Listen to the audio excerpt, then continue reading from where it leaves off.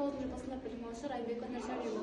Менің ғылыми жобада алған тақырыбым суды тазарту темір қалдықтарын тиімділігін зерттеу. Жұмыстың мақсаты темір қалдықтарын қолдана отырып суды тазартатын таза реагент, яғни натрий ферратын алу. Ал жұмыстың міндеттері суды тазартудағы заманауи әдістерді қарастыру, феррат алудың әртүрлі тәсілдерін зерттеу, зерттеген антибиотиктерге түйіне отырып, натрий ферраттың электрохимиялық өндірісіне арналған қондырғыларды жинау. Сол түсірген өнімнің сандық бақылау мен феррат алынуы бойынша зертханалық сынақтар жүргізу. Ал алынған нәтижелер бойынша қорытындылар жасау. Жұмыстың ғылыми жаңалығы ол азот мен калий перманганатынан да күшті тұтқыш болып табылады. Бір мезгілде дезинфекциялаушы және қабылдау ретінде әрекет етеді.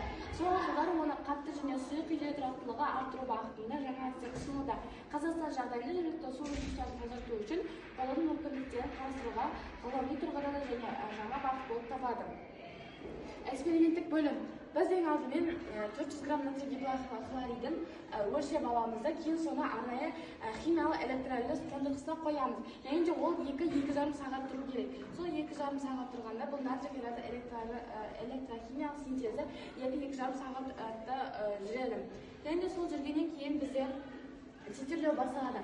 Ол титрлеу үшін бізге ең алдымен 10 мл 1 мол күкірт қышқылы және де 10 мл 5% калий иодын қосқанда бізде ең алдымен түсі күлгін түске айналады. Одан кейін түсі түссіз болып кетеді. Және де осындай зерттелген нәтижелер бойынша, талдау бойынша осындай натрий феррат титрлеу келесінде осындай реакция жүреді. Және де түсірген ферраттың массасы бойынша масса практикада бізде концентрациясына малярлық массаға және де көлемге көбейтеміз. Мұндағы көлем талданатын ерітіндінің көлемі болып табылады. Ал үлкен ферраттың малярлық массасы болады. Ал масса теорияда бізде мұнда Q заттың электрохимиялық эквиваленті, ал GFA бұл көбейтілген сағат болып табылады. Кейін осы жаңағы формулалар бойынша бізде натрий ферратын алудағы титрлеу процесі сандық сипаттамалар шығады. Біз уақытқа тиосульфат, ферраттың концентрациясының молі, ферраттың массасы, теориялық масса және ток бойынша шығымын зерттедік.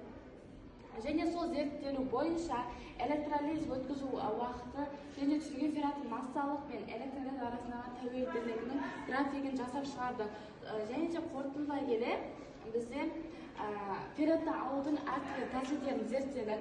Натрий ферраттың электрохимиялық өндірісінің қондырғы жинақтары, алынған өнімді сандық бақылаумен натрий ферраттың алыну бойынша зертханалық сынақтар жүргіздік. Натрий ферраттың түзілуі 2 сағат ішінде анықталды. Содан кейін феррат түзілуі тоқтайды. Бұл әдіс қауіпсіз, тиімді және де реагент қолданып орынды жүзеге асырылуы мүмкін. Натрий ферраты бар тотықтырғыштың ішінде ең белсендісі және күштісі болып табылады. Және тотықтырғыш әсерінің арқасында көптеген улы химикаттарды аз уақытта өнімге дейін ыдырата алады. Сондай-ақ дезинфекция әсерінің арқасында микроорганизмдердің өліміне жағып келеді.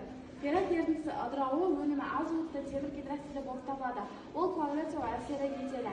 Осылайша ластаушы заттарды коагуляциялау арқылы суды қосымша тазарта аламыз.